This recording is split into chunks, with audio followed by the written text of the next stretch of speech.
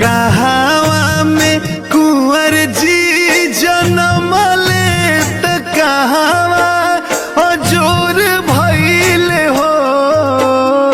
कहावा में कुंवर जी जन्म ले त कहावा अजोर भइले हो। ललना के कर कोखिया जुड़ैले के कर घरवा सोर भइले हो। ललना के कर कोखिया जुड़ैले के कर घरवा सोर भइले हो।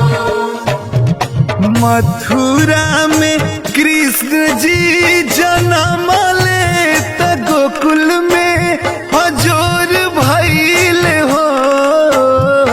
मथुरा में कृष्ण जी जन्म ले त गोकुल में अजोर भइले हो।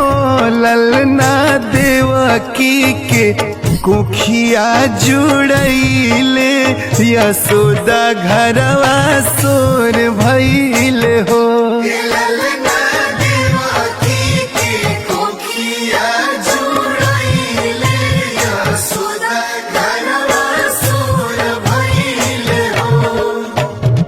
के कर भइल मन हरस के बधाइया बजावेला हो। के कर भइल मन हरस के बधाइया बजावेला हो। ललना के भइल हर सीतहिया से धेनु गई या लुटावेला हो। ललना के भइल हर सीतहिया से धेनु गइया लुटावेला।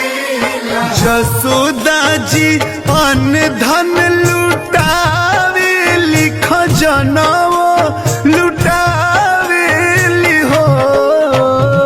जसोदा जी अन्न धन लुटावे लिख जनवो लुटावेली हो।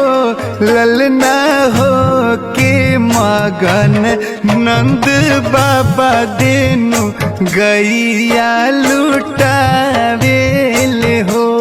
ललना हो के मगन नंद बाबा धेनु गइया लुटावेले हो।